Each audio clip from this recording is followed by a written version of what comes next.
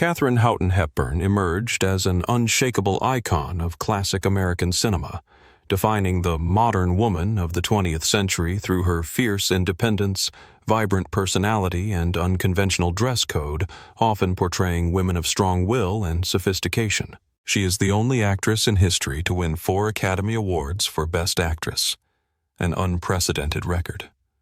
However, alongside her glamorous life and complicated 26-year public relationship with co-star Spencer Tracy, Hepburn's private life was shrouded in secrecy and persistent rumors about her sexual orientation. Was the truth behind that perfect public image a simmering personal tragedy where secret love affairs were buried? Ironically, the media and some biographers have referred to an unofficial list, supposedly kept by Hepburn herself, of 7 lesbian actresses she secretly dated and later hated for reasons ranging from betrayal to breakups. What external tragedy forced a woman raised in a liberal environment and encouraged to exercise her freedom of speech to deny or hide her deepest self throughout her career? And what internal tragedy caused secret love to turn into hate, creating indelible scars behind her proud and carefree exterior? Let's explore Hepburn's contradictory journey, from the height of fame to the tumultuous personal mysteries. Katharine Houghton Hepburn was born on May 12, 1907, in Hartford, Connecticut, the second of 6 children raised by progressive parents. Her father, Thomas Norval Hepburn, was a urologist at Hartford Hospital who helped found the New England Society for Social Hygiene to educate the public about venereal diseases. Her mother, Katharine Martha Houghton Hepburn, was a feminist who led the Connecticut Women's Suffrage Association and later campaigned for birth control with Margaret Sanger. Hepburn and her siblings were encouraged to exercise their right to free speech, to think and debate on any subject they wished. This educational environment shaped her character to fight against all obstacles. As a child, Hepburn was a tomboy, calling herself Jimmy and cutting her hair short. Her father encouraged her children to develop their intellectual and physical abilities, teaching them to swim, run, wrestle, golf, and play tennis. She was passionate about sports, regularly taking cold baths, believing that the bitterer the medicine, the better. However, her early life was cut short by a heartbreaking tragedy in March 1921 when she was 13 years old, when she discovered the body of her beloved brother, Tom, who had committed suicide. Hepburn's family denied it was a suicide, claiming that Tom's death was an accident during a test run. The incident left Hepburn anxious, moody, and suspicious of everyone, and she dropped out of school and was tutored privately for many years. She used Tom's birthday as her own for many years, until she revealed her true date in her autobiography, Me, Stories of My Life, 1991. In 1924, Hepburn enrolled at Bryn Mawr College, initially to please her mother. There, despite struggling academically and being suspended for smoking, she found her passion for acting. After improving her grades, she began performing regularly, and the positive response from her leading role in The Woman in the Moon cemented her determination to pursue a stage career. She graduated in 1928 with a BA in History and Philosophy. After graduating, Hepburn was determined to become an actress. Her early career on stage was fraught. She was fired after the first night of The Big Pond for her poor acting and squeaky voice. However, her breakthrough performance came in the Greek play The Warrior's Husband, 1932, a role that required dynamism and athleticism. Her debut performance, in which she jumped down a narrow staircase with a deer on her shoulders, was a huge hit. Hepburn's Hollywood career quickly followed The Warrior's Husband. She moved to California in 1932 and appeared in her first film, A Bill of Divorcement, opposite John Barrymore, and was immediately hailed as a star. RKO signed her to a long-term contract. In 1933, she won the Academy Award for Best Actress for her third film, Morning Glory. Success continued with her role as Jo March in Little Women, 1933, one of the biggest hits of the film industry at the time, and one of her personal favorites. Despite her great success, Hepburn's career suffered a series of commercial failures and public disapproval due to her unconventional attitudes and lifestyle. She was notoriously rude to the press, refusing interviews and autographs, earning her the nickname Katharine the Arrogant. Her boyish style of dress, wearing trousers before they were fashionable, and masculine behavior also confused the public. After the failure of Bringing Up Baby, 1938, the American Association of Independent Theater Owners listed her as a box office poison. However, Hepburn staged her own triumphant comeback. She bought back her contract with RKO and secured the film rights to Philip Barry's play, The Philadelphia Story. She sold the rights to MGM on the condition that she play the lead role. The film was a huge success in 1940, earning her her third Oscar nomination. Time declared, "Come back, Katie, all is forgiven."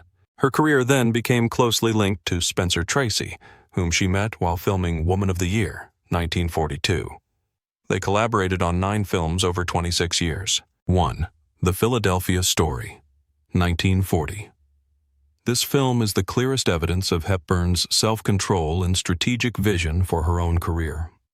The character of Tracy Lord was designed to embody a mix of humor, aggression, anxiety, and vulnerability, allowing audiences to laugh at her enough to eventually sympathize with her, which was crucial in reinventing Hepburn's public image. Her huge box office success and Oscar nomination cemented her status. 2. Woman of the Year, 1942. This romantic comedy, about a political commentator and a sports reporter whose relationship is threatened by her self-centered independence, marked the beginning of her legendary on-screen and off-screen relationship with Spencer Tracy.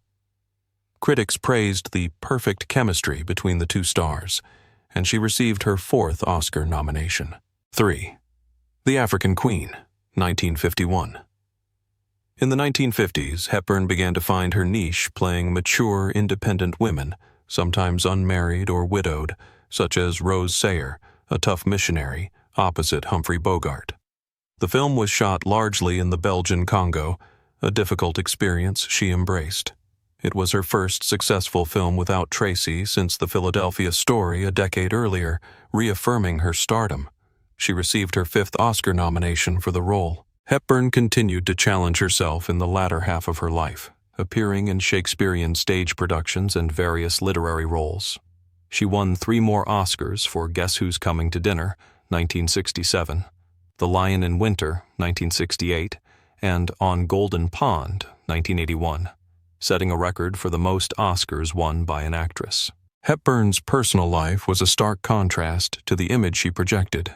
She married only once, to Ludlow Ogden Smith, an upper-class businessman whom she met while studying at Bryn Mawr. They married in December 1928. Hepburn even asked Smith to change his name to S. Ogden Ludlow so she wouldn't be called Kate Smith, a name she considered too vulgar. She never fully committed to the marriage, always prioritizing her career. Her fiery, impulsive personality clashed with Smith's calm, quiet demeanor. She also had an affair with her agent, Leland Hayward. After moving to Hollywood in 1932, the marriage fell apart.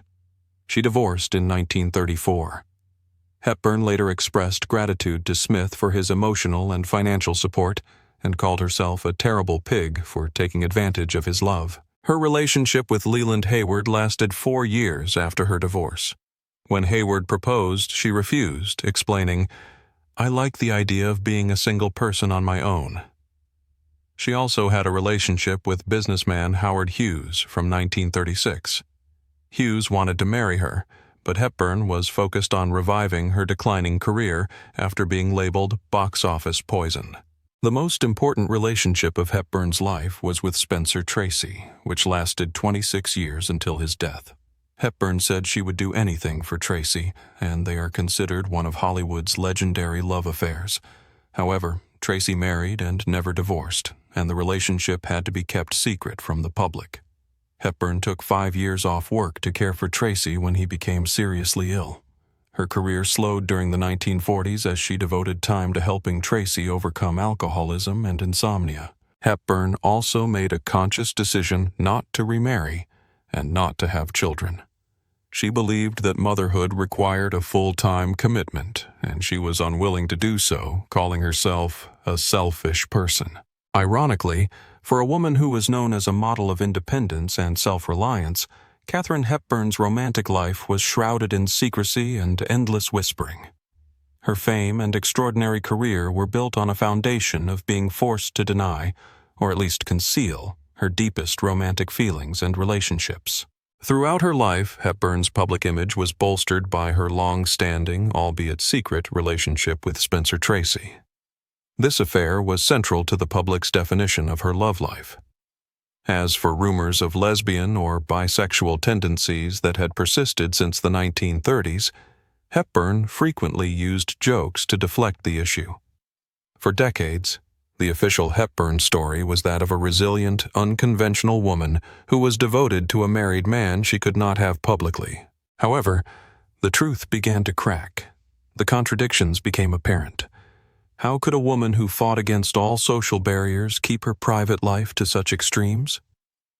This secrecy, initially attributed to Tracy's marital status, became more complicated as biographers began to dig deeper.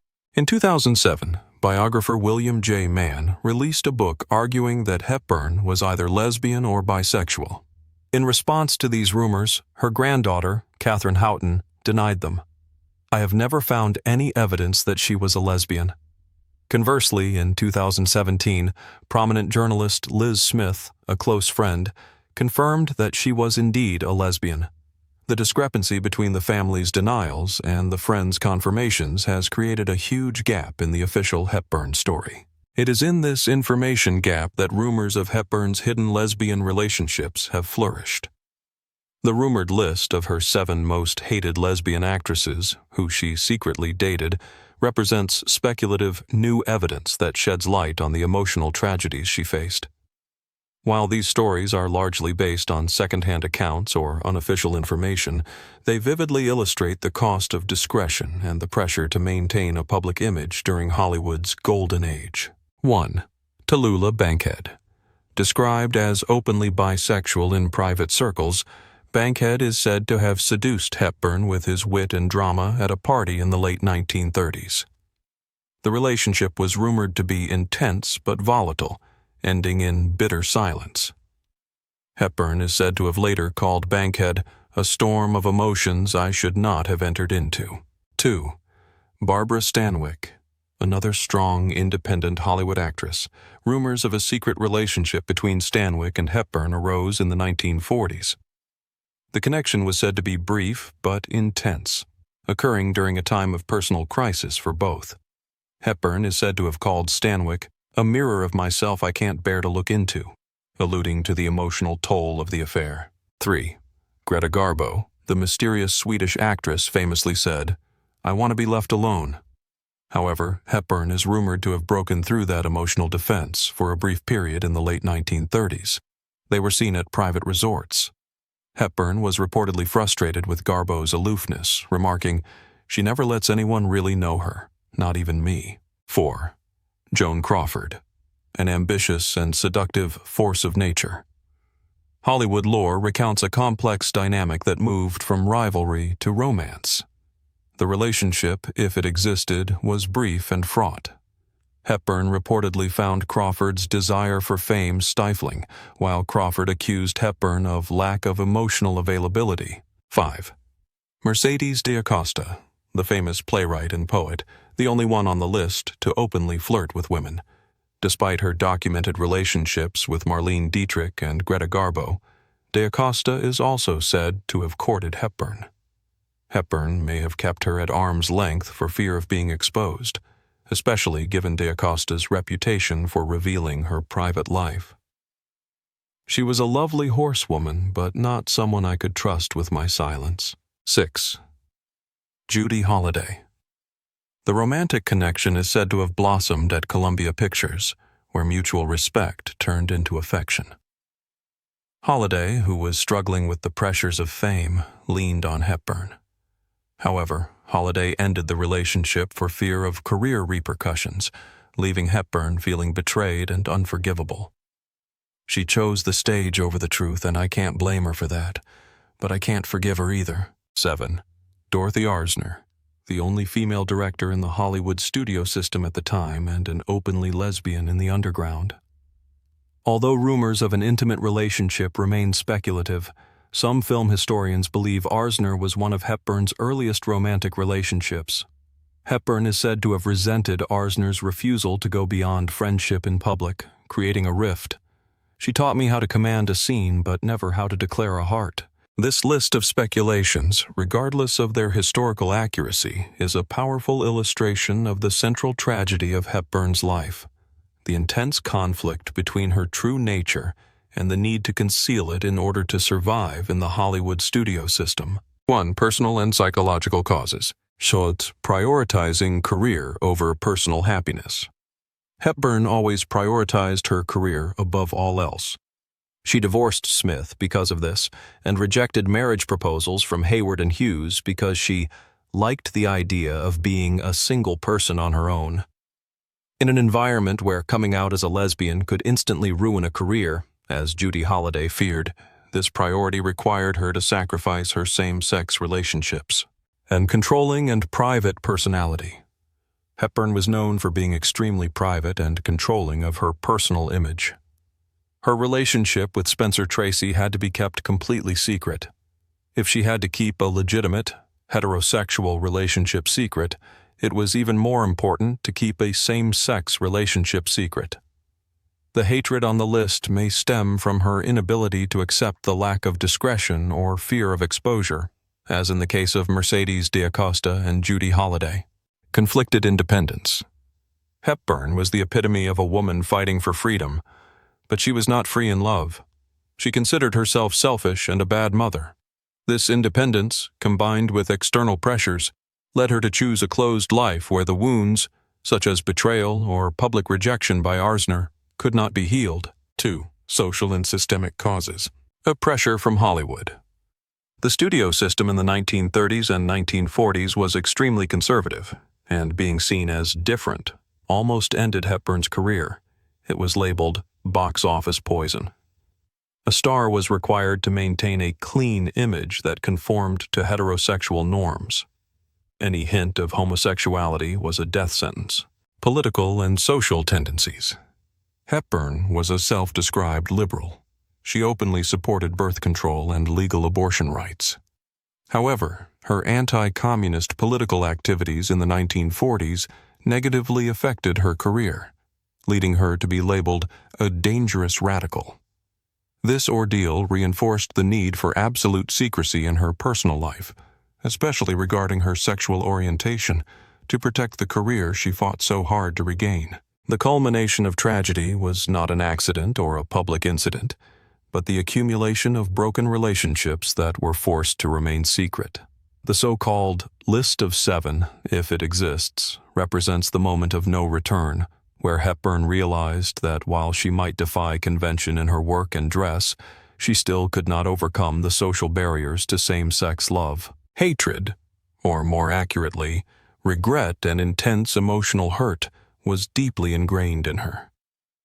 The fact that an actress like Judy Holliday chose theatrics over truth had a ripple effect, forcing Hepburn to close her heart and focus entirely on a safer, though still secret, relationship with Spencer Tracy, a man whose relationship, though complicated, still fit the heterosexual mold. Katharine Hepburn's life was a grand symphony of talent and resilience, from an actress nearly abandoned by the industry to America's greatest cinematic legend.